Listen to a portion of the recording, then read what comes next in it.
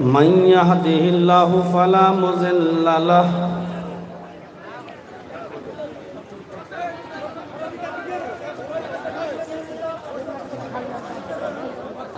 ومن يضلله فلا هادي له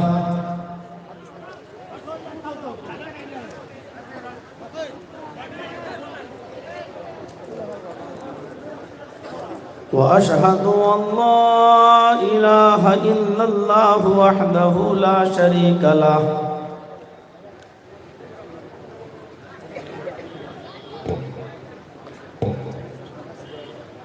وأشهد أن محمدًا عبده ورسوله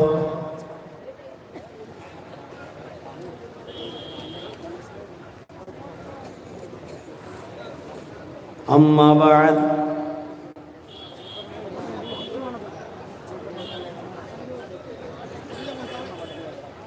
فإن خير الحديث كتاب الله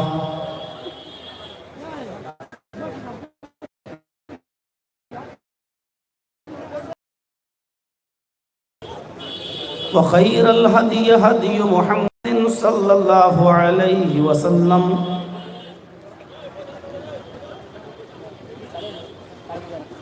وشر الأمور محدثاتها وكل محدثة بدعة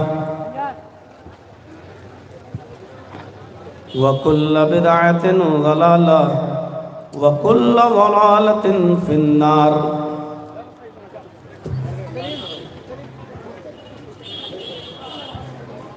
أعوذ بالله من الشيطان الرجيم. بسم الله الرحمن الرحيم.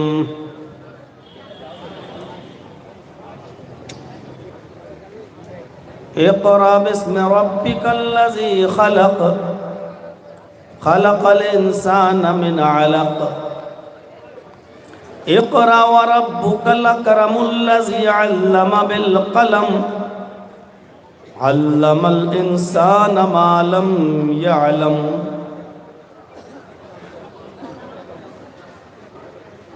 وقال النبي صلى الله عليه وسلم خيركم من تعلم القرآن وعلمه. رب اشرح لي صدري ويسر لي أمري واحلل عقدة من لساني يفقهوا قولي.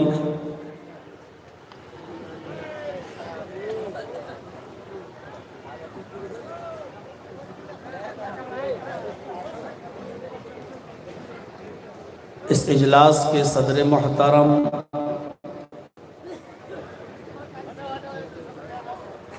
اس اجلاس کے ناظم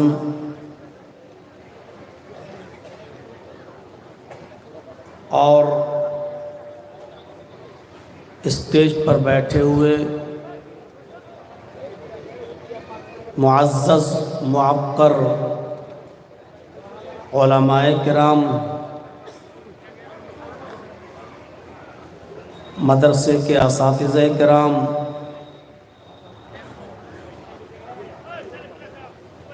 اور علاقے کے باوقار احباب، عزیز طلبہ،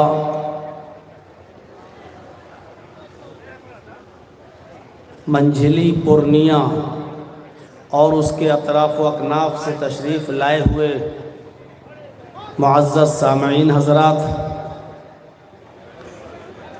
پردہ نشین اسلامی خواتین، ماں اور بہنوں، قوم و ملت کے لائق ور نوجوانوں، عزیز بچوں،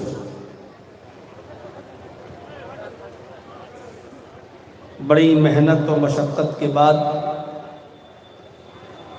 یہ پروگرام آپ کو ملا اور آپ کے علاقے کی ایک عظیم شخصیت الحاج محمد رفیق صاحب نے بار بار کانٹیکٹ کر کے فون پہ رابطہ قائم کر کے اس اجلاس کو یہاں ٹائم لیا اور میں اپنے وقت پر پہنچا۔ اللہ رب العالمین اس اجلاس میں جن لوگوں نے بھی حصہ لیا اور جس کنڈیشن میں لیا اور جس حیثیت سے لیا، اللہ رب العالمین ان کی روزی روٹی میں برکت عطا فرمائے، ان کے رزق میں برکت عطا فرمائے، اور اس اجلاس کو ہم سب کے لیے فائدہ مند بنائے۔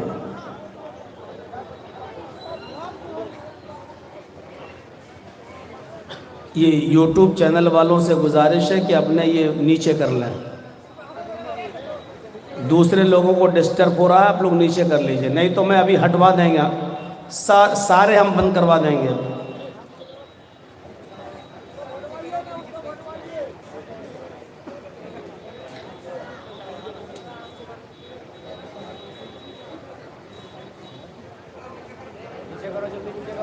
وہ پیچھے ادھر لوگوں کو دقت ہو رہی ہے، آپ وہ والا نیچے کریے۔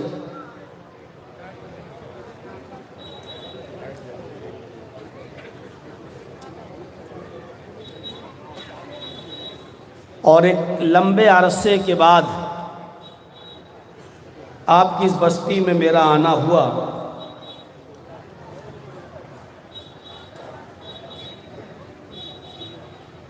میں نے قرآن کریم کی جو آیت کریمہ آپ کے سامنے تلاوت فرمائی ہے، اس آیت کے اندر اللہ تبارک و تعالی نے اپنے نبی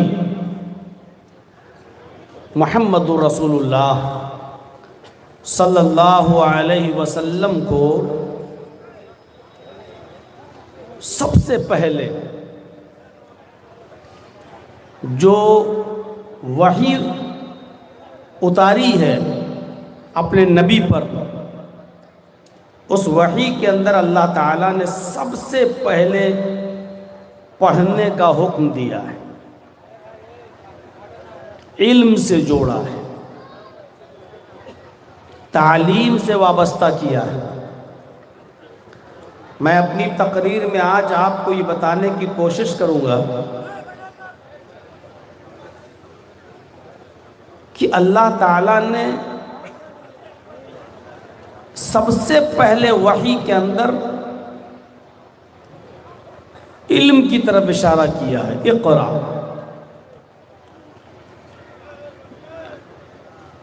اور یہ اشارہ کس کو کیا جا رہا ہے؟ محمد الرسول اللہ صلی اللہ علیہ وسلم۔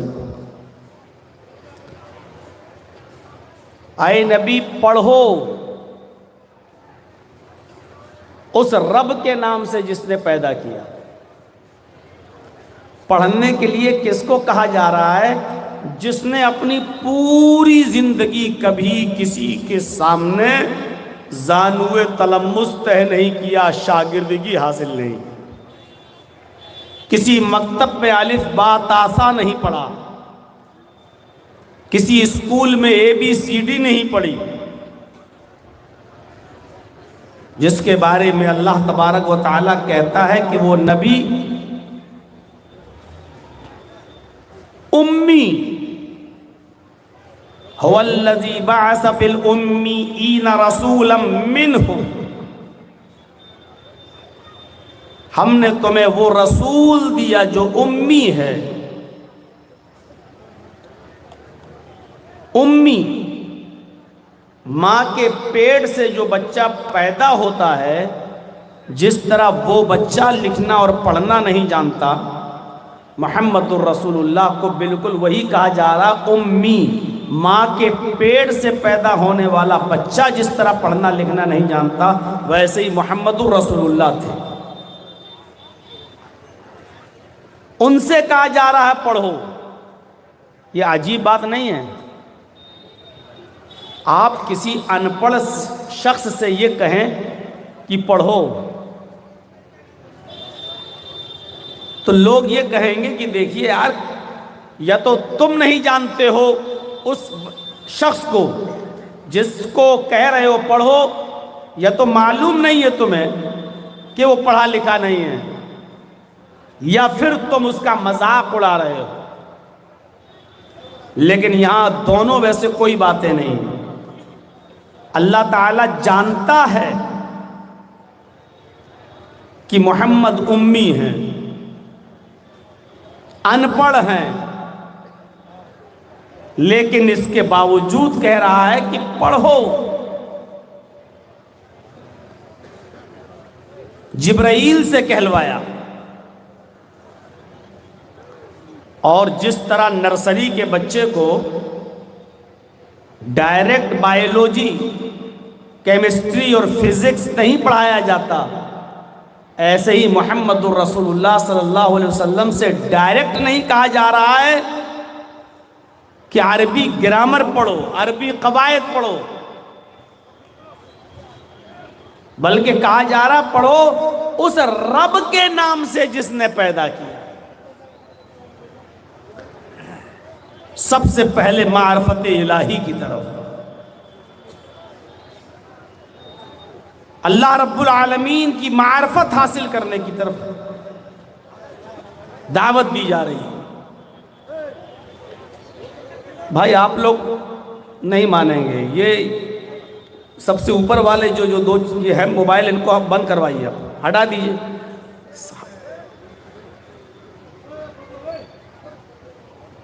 کہاں والنٹر لوگ کہاں ہیں؟ یہ والا سب بند کروائیے تو چینل والے یہ لوگ مانیں گے نہیں، ان کو اجازت دے دو تب بھی اپنی حرکت سے باز نہیں آتے۔ یہ والا سب سے اوپر والا جو لگا ہوا ہے یہ ہمارے سامنے، تھوڑی سی سہولت دے دو تو اور چڑھتے ہیں۔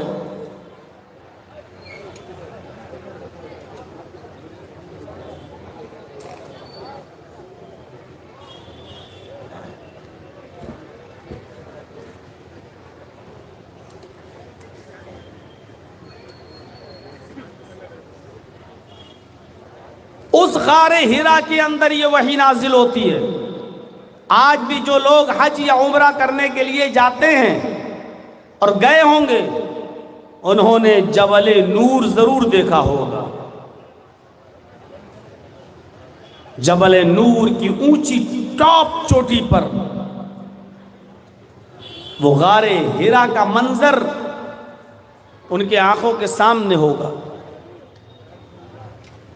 اس زمانے میں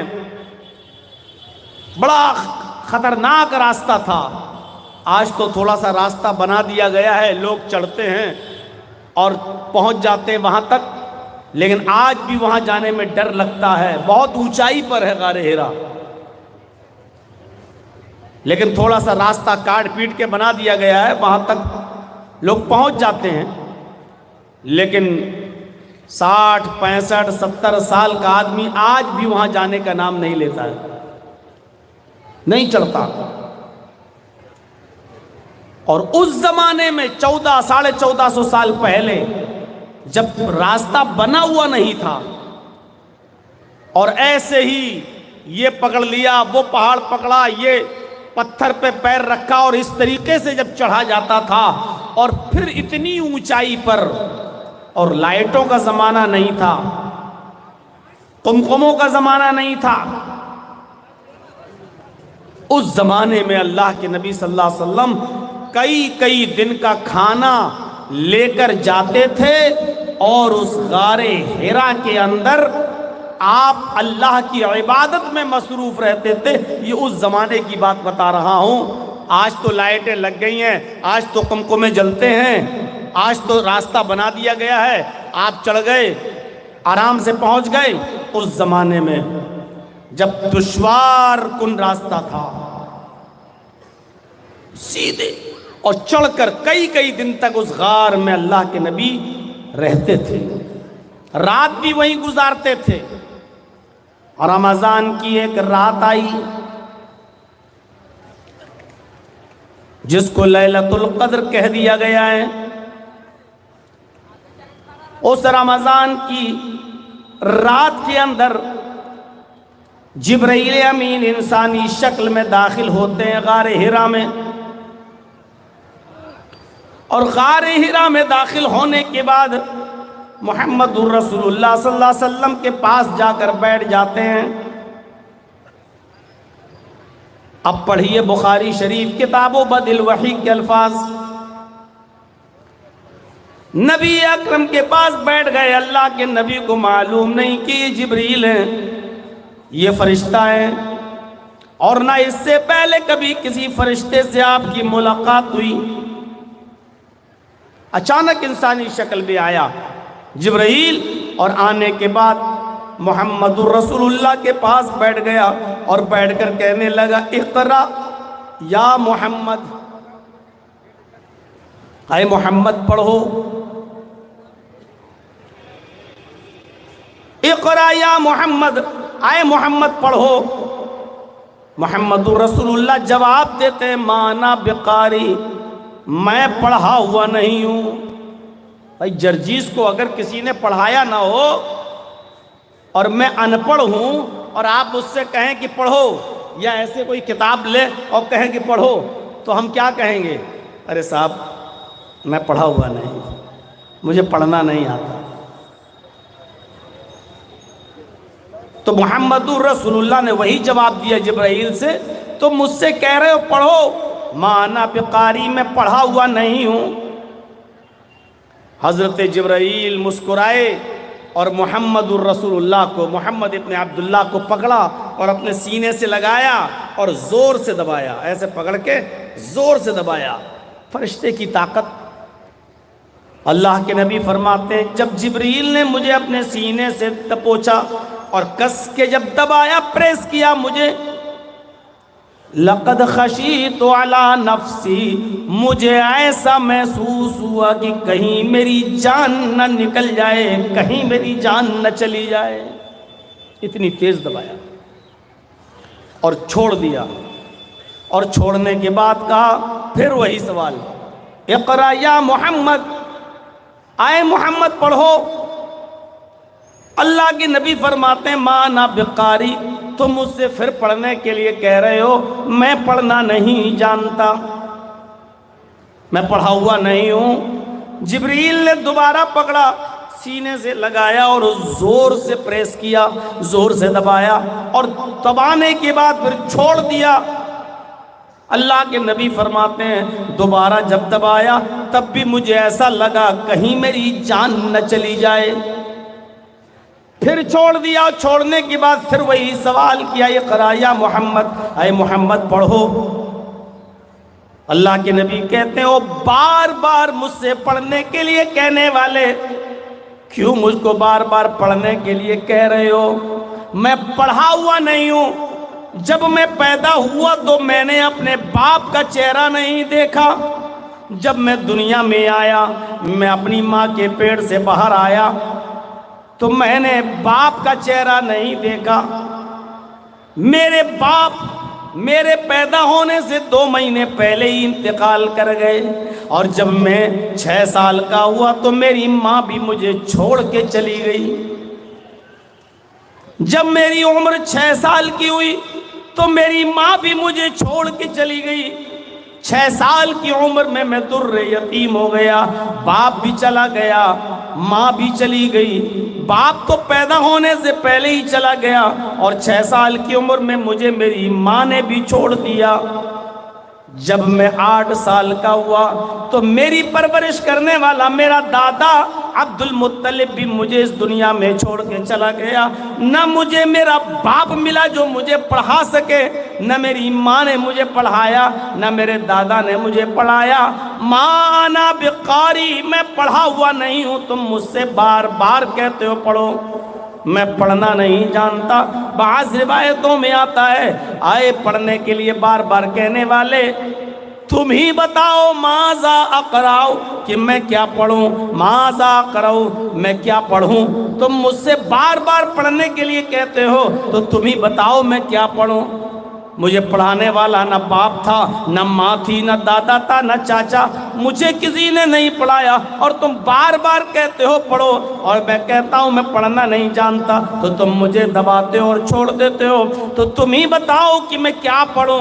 جبرائیل نے تیسری بار دبایا، اور دبانے کے بعد چھوڑ دیا، اور چھوڑ کر کہا اقرأ بسم ربک الذی خلق خلق الانسان من علق اقرأ وربک الاکرم الذی علم بالقلم علم الانسان ما لم یعلم۔ اے محمد صلی اللہ علیہ وسلم، پڑھو اس رب کے نام سے جس نے پیدا کیا۔ اسٹیٹس دیکھیے، لیبل دیکھیے، پڑھائی کا معیار دیکھیے، تعلیم کا معیار دیکھیے۔ آج سلیبس کے نام پر کیسی کیسی چیزیں، بچہ آپ کا چھوٹا سا، اس کو اتنا سلیبس دے دیا گیا کہ بیچارہ اٹھا کے چل نہیں پا رہا، بستہ پیچھے لاد دی گئی کتابیں دبا جا رہا ہے۔ ہم لوگوں کے بھی بچے پڑھتے ہیں اسکولوں میں، سلیبس دیکھ کر، کورس دیکھ کر آج تعجب ہوتا ہے کہ اتنی کتابیں، اتنی کاپیاں، بچے کے معیار سے کو بھی دیکھو ذرا، تعلیم دیکھیے سب سے پہلے۔ اے محمد، پڑھو اس رب کے نام سے جس نے پیدا کیا۔ سب سے پہلی تعلیم اللہ کی معرفت کی دی جا رہی ہے، اس رب کے نام سے پڑھیے جس نے پیدا کیا۔ عرب کے لوگ بھی جانتے تھے، عرب کے لوگ بھی جانتے تھے کہ اس کائنات کا بنانے والا کوئی ہے، اس دنیا کا بنانے والا کوئی ہے۔ وہ بھی جانتے تھے ایک چھوٹی سی لکڑی کی ٹیبل بھی بغیر کسی بنانے والے کے وجود میں نہیں آ سکتی ہے۔ وہ بھی جانتے تھے کہ ہم کھجور کے پتوں کی جس چٹائی پر بیٹھتے ہیں، وہ چٹائی بھی اپنے آپ وجود میں نہیں آ سکتی ہے، اس چٹائی کو بھی کوئی بنانے والا ہے۔ وہ جانتے تھے کہ کپڑا سلنے کی سوئی بھی بغیر بنانے والے کے نہیں بن سکتی ہے، اور میچ باکس، ایک ماچس کی ڈبی بھی بغیر کسی بنانے والے کے نہیں بن سکتی ہے۔ جب ایک چھوٹی سی چھوٹی چیزیں بغیر بنانے والے کے نہیں بن سکتی، تو اتنی بڑی زمین، اتنا بڑا آسمان، اتنا بڑا سورج، اور اتنے بڑے ستارے اور سیارے اور کہکشائیں، یہ بغیر بنانے والے کے کیسے وجود میں آ سکتی ہیں؟ موجودہ سائنس کہتی ہے، آج کی موجودہ سائنس کہتی ہے، یہ سورج جس کو ہم دیکھتے ہیں اپنی آنکھوں سے، یہ اتنا بڑا ہے، اتنا بڑا ہے کہ جس دنیا میں ہم رہتے ہیں، ہم منجلی گاؤں کی بات نہیں کر رہے ہیں، ہم پورنیہ شہر کی بات بھی نہیں کر رہے ہیں، ہم بہار اسٹیٹ کی بات بھی نہیں کر رہے ہیں، ہم انڈیا کی بات بھی نہیں کر رہے ہیں، جس دنیا میں ہم اور آپ رہتے ہیں، جس دنیا میں سانس لیتے ہیں، اگر اس موجودہ دنیا کو سورج میں پھینک دیا جائے، سورج کے اندر ڈال دیا جائے، تو آج کی موجودہ سائنس کہتی ہے کہ سورج اتنا بڑا ہے، اتنا بڑا ہے، یہ دنیا سورج کے اندر ایسے گری ہوئی نظر آئے گی جیسے ایک بہت بڑے فٹ بال کی فیلڈ میں، فٹ بال کے گراؤنڈ میں فٹ بال دکھائی دیتی ہے۔ آپ نے فٹ بال کا میچ دیکھا ہوگا، کتنا بڑا گراؤنڈ اور اسٹیڈیم ہوتا ہے، اس اسٹیڈیم میں اگر ایک فٹ بال ڈال دو تو فٹ بال ایک کونے میں پڑی ہوئی نظر آتی ہے، ایک سائیڈ میں دکھائی دیتی ہے۔ سورج اتنا بڑا ہے اس دنیا سے کہ اگر دنیا کو سورج میں ڈال دیا جائے تو دنیا ایک گیند، ایک بال، ایک فٹ بال کی طرح نظر آئے گی، یعنی اور اتنا بڑا ہے سورج۔ اب آپ اندازہ لگا سکتے ہیں کہ اس سورج میں دنیا ایک فٹ بال نظر آئے تو سورج کتنا بڑا ہوا ہے، یہ آج کی موجودہ سائنس کہتی ہے۔ پھر یہ سورج بغیر بنانے والے کے کیسے وجود میں آ گیا؟ پھر اس سورج کے اندر 950 کروڑ 9 کروڑ 30 لاکھ میل کی بلندی پر کس نے معلق کر دیا، کس نے لٹکا دیا؟ پھر سورج کے اندر 1 crore 40 lakh degree centigrade گرمی کس نے بھر دی؟ یہ سورج روزانہ ہمیں اور آپ کو 1 crore 40 lakh degree centigrade گرمی ہمیں پردان کرتا ہے، ہمیں دیتا ہے۔ میرے بھائیوں، یہ بغیر بنانے والے کے کیسے وجود میں آ سکتا ہے؟ اس کو عرب کے لوگ بھی اچھی طرح جانتے تھے۔ وہ تو اللہ کو اتنا مانتے تھے اور اللہ کے پاور کو اتنا جانتے تھے۔ ہاں، ایک کمی بھی ان کے اندر تھی جو جہالت کہہ لو، وہ کمی یہ تھی کہ وہ ڈائریکٹ اللہ سے نہیں مانگتے تھے، لیکن دینے والا اللہ ہی کو جانتے تھے۔ قرآن پڑھیے، بار بار قرآن دیکھیے۔ میرے یہ طلبہ جو حفظ کی ڈگری لے کر اور سر پہ دستار فضیلت باندھ کر جو فارغ ہوئے ہیں، پوچھئے میرے بھائیوں، قرآن انہوں نے سیکھا ہے، دنیا کی سب سے عظیم کتاب کو انہوں نے اپنے سینے میں محفوظ کیا ہے۔ آپ ذرا ان سے قرآن کی آیتیں پوچھیں، یہ جھٹ سے جواب دے دیں گے اور بتائیں گے۔ میرے پیارے ساتھیوں، اسی قرآن میں بار بار آپ پڑھیں گے کہ آئے محمد صلی اللہ علیہ وسلم، آئے میرے نبی، ان کافروں سے سوال کرو اس زمین اور آسمان کو کس نے بنایا؟ تو یہ جواب دیں گے اللہ نے۔ اللہ کو مانتے تھے۔ ان سے پوچھو کہ چاند سورج ستارے کس نے بنائے؟ تو کہیں گے اللہ نے۔ ان سے پوچھو آسمان سے بارش کون برساتا ہے؟ تو یہ جواب دیں گے اللہ۔ ان سے پوچھو یخرج الحی من المیت ویخرج المیت من الحی، زندہ چیز میں سے مردہ چیز کو اور مردہ چیز سے زندہ چیز کو کون نکالتا ہے؟ زندہ سے مردہ، مرغی زندہ ہے، اس سے بے جان چیز انڈا کون نکالتا ہے؟ اور انڈا بے جان ہے، اس سے جاندار چیز مرغی کا بچہ کون نکالتا ہے؟ یخرج الحی من المیت ویخرج الحی من المیت ویخرج المیت من الحی، زندہ سے مردہ اور مردہ سے زندہ کو کون نکالتا ہے؟ لَيَقُولُنَّ اللَّهُ، تو یہی جواب دیں گے اللہ۔ ہمارا اور آپ کا ایمان اللہ کے بارے میں اتنا کہاں ہے جتنا کافروں کا، عرب کے کافروں کا تھا۔ ہاں، وہ سب کچھ مانتے تھے کہ اللہ کرتا ہے، طاقتور ہے، پاورفل ہے، لیکن کہتے تھے کہ اللہ ڈائریکٹ ہماری نہیں سنتا ہے، اللہ ان بزرگوں کے ذریعے ہماری دعائیں سنتا ہے، اللہ ان بزرگوں کے ذریعے ہماری دعائیں سنتا ہے۔ تب اللہ نے سمجھانے کے لیے مثالیں دی کہ تم کہتے ہو اللہ کو سننے کے لیے بزرگوں کا سہارا چاہیے، وسیلہ چاہیے۔ ارے یہ تو تم جیسے کمزور لوگوں کو ضرورت پڑ سکتی ہے، اللہ کو اس کی ضرورت کیا ہے؟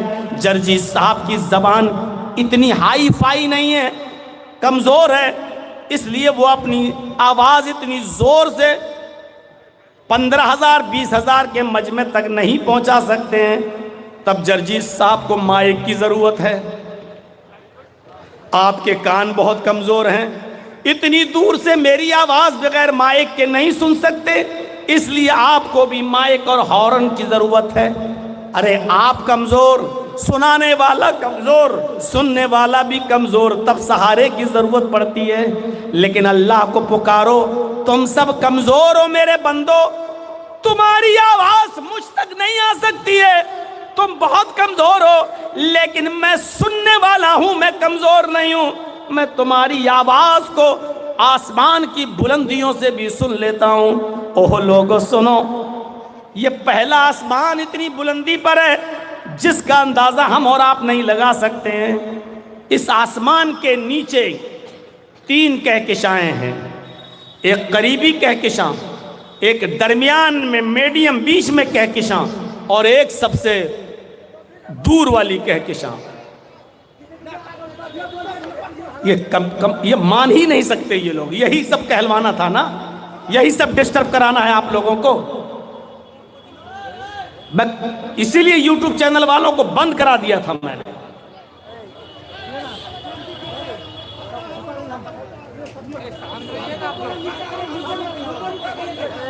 ارے یہ لوگ لاکھوں روپے کما رہے ہیں بھائی، یہ لوگ نہیں کریں گے۔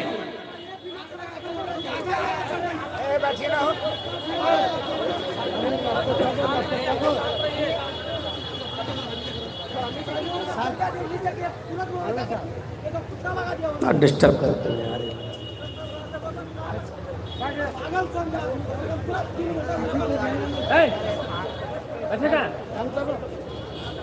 سب اسٹینڈ ہٹا کے اپنے اپنے ہاتھ میں لے کے بنائیے۔ تو چلیے اسٹینڈ ہٹا دیجئے، اپنے اپنے ہاتھ میں لے لیجئے موبائل۔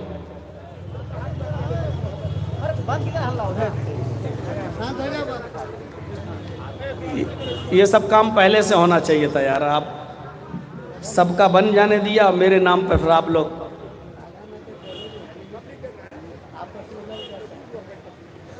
کوئی ایسا طریقہ اپنائیے کہ آپ کا بھی کام ہو، پیچھے والوں کو بھی ڈسٹرب نہ ہو۔ قطب مینار کی طرح اونچا کھڑا کر دیا، دوسروں کو دقت ہو رہی ہے۔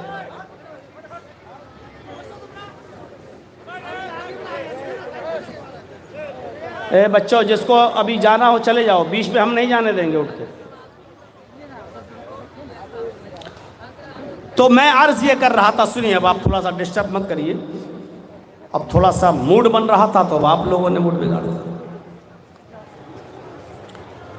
تو میرے بھائیوں، 3 کہکشائیں ہیں، ایک قریبی، ایک میڈیم بیچ میں، اور ایک اوپر، سب سے اوپر۔ قریبی جو کہکشاں ہے، اب سنیے اللہ رب العالمین کہاں ہے۔ بہت آسان ہے کہہ دینا اللہ ہر جگہ ہے۔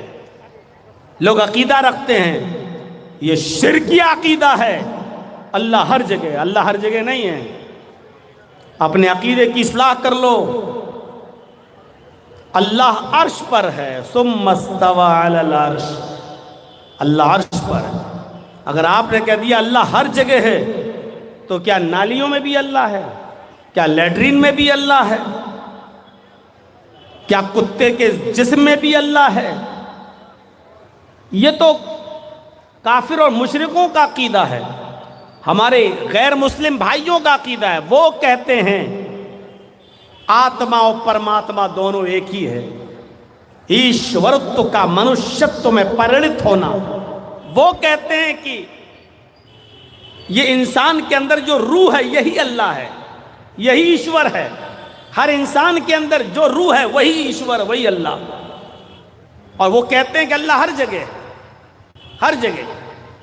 اب غور کرو کہ یہ آواز جو ہماری نکل رہی ہے، اسی کو کہتے ہیں کہ یہی ایشوریہ شکتی ہے، یہی اللہ ہے۔ اب غور کرو، ایک عورت میں بھی اللہ ہے، بھائی وہ بھی تو زندہ ہے۔ ایک کتا زندہ ہے تو اس میں بھی روح ہے، ایک بلی زندہ ہے تو اس میں بھی روح ہے۔ اگر ہم اسی آتما ہی میں پرماتما مان لیں، انسان کی اسی روح کو اگر ہم ایشور کا درجہ دے دیں، تو ایک آدمی دوسرے کو مارتا ہے، جو مار رہا ہے اس میں بھی اللہ، اور جس کو مار رہا ہے اس میں بھی اللہ۔ تو اس کا مطلب کیا ہوگا؟ اللہ اللہ ہی کو مار رہا ہے۔ ایک آدمی دوسرے کو گالی دے رہا ہے، تو جو گالی دے رہا اس میں بھی اللہ، اور جس کو گالی دی جا رہی ہے اس کے اندر بھی اللہ۔ تو اس کا مطلب کیا ہوگا؟ اللہ اللہ ہی کو گالی دے رہا ہے۔ ایک آدمی میں بھی آتما ہے، وہی پرماتما، اور ایک عورت میں بھی وہی آتما ہے، وہی پرماتما۔ اور جب شادی ہوتی ہے اور ایک مرد جب اپنی بیوی کے ساتھ سمبھوگ کرتا ہے، ہم بستری کرتا ہے، تو غور کرو، جس میں آدمی میں بھی پرماتما ہے، عورت میں بھی پرماتما ہے۔ اس کا مطلب کیا ہوا؟ اللہ اللہ ہی سے سمبھوگ کر رہا ہے، ہم بستری۔ نعوذ باللہ من ذالک۔ یہ عقیدہ انتہائی گھٹیا عقیدہ ہے۔ اللہ ہر جگہ نہیں ہے، اللہ عرش پر ہے۔ خود قرآن کہتا ہے ثم استوى علی العرش، اللہ عرش پر مستوی ہے، اللہ عرش کی اوپر ہے، اللہ عرش پر ہے۔ اب عرش کہاں ہے ذرا یہ دیکھیے گا، تھوڑی سی بات ہے، بات آگے بڑھاؤں گا میں، پہلے ہی سمجھ لیجئے گا عرش کہاں ہے۔ پہلے آسمان کے نیچے جو 3 کہکشائیں ہیں، سب سے نزدیک والی کہکشاں، اس نزدیک والی کہکشاں کی روشنی کو زمین پر آنے میں 3 ارب سال لگتے ہیں۔ سب سے نزدیک میں جو کہکشاں ہے اس کی روشنی زمین پر آنے میں 3 ارب سال لگتے ہیں۔ میڈیم بیچ میں جو کہکشاں ہے، اس کہکشاں کی روشنی کو زمین پر آنے میں 10 ارب سال لگتے ہیں، 10 ارب سال۔ جبکہ روشنی کی رفتار کتنی ہے ذہن میں بٹھائیے گا، میں کسی کو بھی کھڑا کر کے پوچھ سکتا ہوں میں نے کیا بتایا ہے، یاد رکھیے گا، جس کی گردن جھکی ہوگی اسی کو پہلے کھڑا کروں گا۔ قریبی کہکشاں کی روشنی کو زمین پر آنے میں 3 ارب سال لگتے ہیں، میڈیم بیچ میں جو کہکشاں ہیں، اس کہکشاں کی روشنی کو زمین پر آنے میں 10 ارب سال لگتے ہیں۔ اور روشنی کی رفتار کتنی ہے، یعنی کتنی تیز اسپیڈ سے وہ روشنی چل رہی ہے، تب اس کو 10 ارب سال لگتے ہیں۔ ایک سیکنڈ میں 3 لاکھ میل۔ اس سے پہلے کے سائنٹسٹ لوگ تحقیق کر کے کہتے تھے 1 سیکنڈ میں 1,86,000 میل۔ موجودہ سائنس کہتی ہے 1 سیکنڈ میں 3 لاکھ میل کی رفتار سے روشنی چلتی ہے، تب اس کو زمین پر آنے میں کتنا سال لگتا ہے؟ 10 ارب سال۔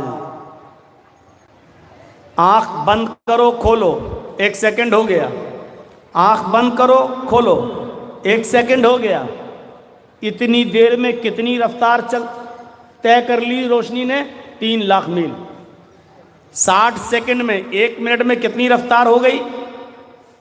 1 گھنٹے میں کتنی ہوگی؟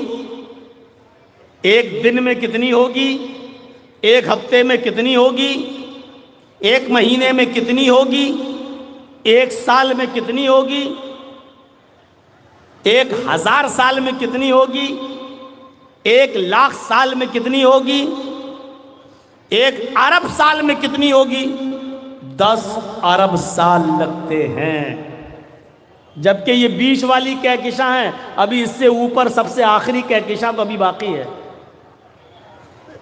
اس روشنی کو زمین پہ آنے میں 10 ارب سال لگتے ہیں، اور سب سے اوپر جو کہکشاں ہیں، موجودہ سائنس کہتی ہے اس روشنی کو چلے ہوئے آسمان سے، اس روشنی کو کہکشاں سے چلے ہوئے 20 ارب سال تو ہو چکے ہیں، لیکن اس کی روشنی ابھی تک زمین پر نہیں آئی ہے۔ یہ پہلے آسمان کے نیچے کی کہکشاں کا حال ہے، ابھی پہلا آسمان نہیں آیا۔ 20 ارب سال پہلے آخری کہکشاں کی روشنی چلی تھی، لیکن 20 ارب سال گزر جانے کے بعد بھی ابھی وہ روشنی زمین پر نہیں آئی۔ ابھی اس کو کتنا اور عرصہ لگے گا کچھ پتہ نہیں ہے۔ سائنٹسٹ کہتے ہیں کہ ابھی کوئی پتہ نہیں ہے کہ کتنے سال اور لگیں گے اس کو زمین پر آنے میں۔ اس کے اوپر اور بہت اوپر پہلا آسمان، پھر پہلے آسمان سے دوسرے آسمان پر آپ جائیں گے تو پھر عمر لگے گی 500 سال۔ پہلے آسمان پر پہنچیے آپ، اس کے بعد پہلے آسمان سے دوسرے آسمان پر جائیں گے تو پھر عمر چاہیے 500 سال۔ دوسرے آسمان سے تیسرے آسمان پر جائیں گے تو پھر عمر چاہیے 500 سال۔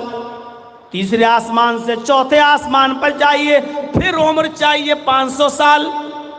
چوتھے سے پانچویں پر 500 سال، پانچویں سے چھٹے پر 500 سال، اور چھٹے سے ساتویں پر 500 سال۔ اب ساتویں آسمان کے اوپر بھی ابھی عرش نہیں آیا۔ پڑھی حدیثیں بخاری وغیرہ کی، ساتویں آسمان کے اوپر پھر 500 سال کا سفر کریے تو ایک سمندر۔ اللہ تعالیٰ کا عرش پہلے سمندر میں تھا، اللہ کا عرش پہلے سمندر پہ تھا۔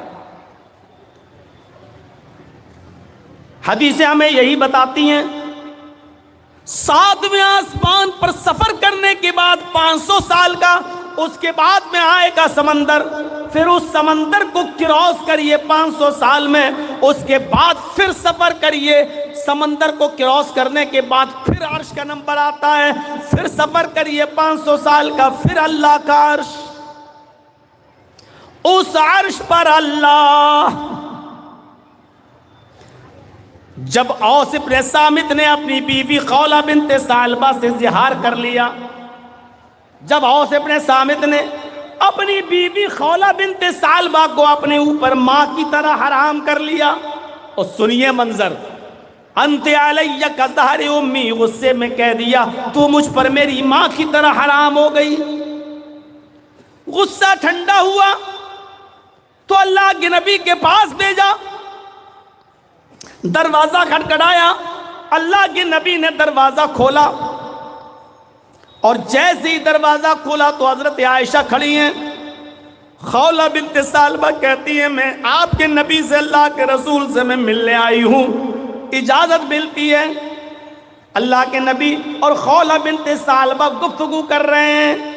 خولہ کہہ رہی ہیں اے اللہ کے نبی، مجھے میرے شوہر نے مجھے اپنی ماں کی طرح حرام کر لیا ہے، غضب ہو گیا ہے، بچوں کو کون کھلائے گا پلائے گا، ہمارے لیے کوئی راستہ بتائیے، ہم کیا کریں؟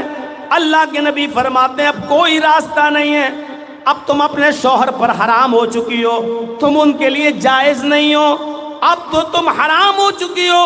اللہ کے رسول کے پاس کوئی وحی نہیں آئی تھی، ابھی تک کوئی احکام نازل نہیں ہوئے تھے، اس لیے اللہ کے نبی منع کر دیے۔ حضرت عائشہ فرماتی ہیں میں اسی حجرے میں، اسی کمرے میں ایک کونے میں بیٹھی ہوئی تھی، مشکل سے 2-3 میٹر کی 2-3 گز کی دوری ہوگی، 2-3 گز کتنا ہوا؟ جیسے یہ موبائل اسٹینڈ لگا ہوا وہاں، اور یہاں حضرت عائشہ کہتی ہیں میں بیٹھی ہوئی تھی وہاں، اللہ کے نبی اور خولہ بنت ثعلبہ باتیں کر رہی ہیں، وہ دونوں اتنی آہستہ باتیں کر رہے ہیں، وہ دونوں اتنی آہستہ گفتگو کر رہے ہیں کہ لم اسمع کلامہما، کہ ان دونوں کی گفتگو کو میں سن نہیں پا رہی تھی، ان دونوں کی آواز مجھے سنائی نہیں دے رہی تھی، مجھے پتہ نہیں کہ وہ دونوں کیا بول رہے ہیں، کیا باتیں کر رہے ہیں، خولہ کیا شکایت کر رہی ہیں اور اللہ کے نبی کیا جواب دے رہے ہیں۔ فرماتی ہیں کہ ان دونوں کی گفتگو کو میں سن نہیں پا رہی تھی، آسمان سے جبرائیل آئے، فرمایا آئے محمد صلی اللہ علیہ وسلم، جس گفتگو کو تمہاری بیوی نہیں سن پا رہی ہے، حضرت عائشہ کو پتہ نہیں ہے کہ وہ دونوں کیا باتیں کر رہے ہیں، اس عورت کی گفتگو کو اللہ نے سن لیا۔ قد سمع اللہ قول التی تجادلک فی زوجہا وتشتکی الی اللہ۔ اے محمد صلی اللہ علیہ وسلم، اللہ نے اس عورت کی فریاد کو سن لیا، اللہ نے اس عورت کی دعا کو سن لیا جو آپ سے اپنے شوہر کے بارے میں بات کر رہی تھی اور بحث کر رہی تھی، تکرار کر رہی تھی اور آپ سے کہہ رہی تھی کوئی راستہ نکالو۔ آپ کی بیوی عائشہ تو سن نہیں پا رہی ہیں، اسی کمرے میں ہے لیکن سن نہیں پا رہی ہیں۔ واللہ یسمع تحاورکما، اللہ تم دونوں کی گفتگو کو سن رہا تھا۔ آپ اندازہ لگائیے کتنی بلندی سے، کتنی اونچائی سے۔ ابھی پہلے آسمان کی دوری بتائی میں نے نا، قریبی کہکشاں، میڈیم بیچ کی کہکشاں اور آخری کہکشاں، اس کے بعد پہلا آسمان، اس کے بعد دوسرا آسمان، تیسرا، چوتھا، پانچواں، چھٹا، ساتویں آسمان کے اوپر سمندر اور سمندر کے اوپر اللہ کا عرش۔ اتنی بلندی پر ہونے کے باوجود وہ کہہ رہا ہے کہ میں تم دونوں کی گفتگو کو سن رہا تھا۔ یہ ہے پاور، یہ ہے طاقت۔ وہاں لوگ کیا باتیں کر رہے ہیں جرجیز کے کانوں میں نہیں جا رہی ہے، اور جرجیز کیا بول رہا ہے آپ بھی بغیر مائک کے نہیں سمجھ پا رہے ہیں اور نہیں سن پا رہے ہیں۔ اس پنڈال کے باہر اس طرف عورتیں ہماری ماں بہنیں آئی ہوئی ہیں، بغیر مائک کے وہ بھی جرجیز کی آواز نہیں سن سکتی، کیونکہ سنانے والا بھی کمزور اور سننے والا بھی کمزور۔ لیکن اللہ کو جب کوئی پکارتا ہے تو پکارنے والا کمزور ہوتا ہے، سننے والی ذات کمزور نہیں ہوتی۔ اقرا بسم ربک الذی خلق، پڑھو اس رب کے نام سے۔ سب سے پہلے تعلیم رب کے پہچان کی دی جا رہی ہے، اللہ کی معرفت کی دی جا رہی ہے۔ آپ نے اپنی اولاد کو سب سے پہلے تعلیم کیا دی؟ ہر مسلمان غور کرے جو یہاں بیٹھا ہوا ہے، آپ اپنے بچوں کو تعلیم کیا دیتے ہیں؟ اللہ کے نبی فرماتے ہیں جب گھر میں بچہ پیدا ہو اور جب وہ تھوڑا تھوڑا بولنا شروع کرے تو اس کی زبان سے پہلا لفظ نکلواؤ اللہ اللہ اللہ۔ جب وہ تھوڑا سا اور بڑا ہو اور بولنے لگے تو اس کی زبان سے سب سے پہلے جملہ ادا کرواؤ لا الہ الا اللہ لا الہ الا اللہ لا الہ الا اللہ۔ پھر فرمایا جب وہ 7 سال کا ہو جائے تو اس کو نماز پڑھنے کا حکم دو، نماز کی طرف لے جاؤ، اس کی عادت ڈلواؤ نماز پڑھنے کی۔ 7 سال کا 7 سال کا جب ہو جائے تو اس کو نماز کے لیے لے کے جاؤ اپنے ساتھ، کبھی پڑھے گا کبھی چھوڑے گا، بہت زیادہ سختی کرنے کی ضرورت نہیں ہے، عادت ڈلوائیے۔ لیکن 3 سال تک پریکٹس کرانے کے بعد، 3 سال تک عادت ڈلوانے کے بعد اب جب اس کی عمر 10 سال ہو جائے تو پھر کسی بھی قیمت پر اب اس کو اپنے گھر پہ نہیں چھوڑیے، جیسی اذان ہو نماز کے لیے اس کی تاکید کیجئے، نہ پڑھے تو ماریے، نہ پڑھے تو پیٹیے، فَضْرِبُوهُمْ، ان کو مار مار کر مسجد میں لاؤ نماز پڑھنے کے لیے۔ آپ کہیں گے صاحب تو مار کے ڈر سے نماز پڑھے گا؟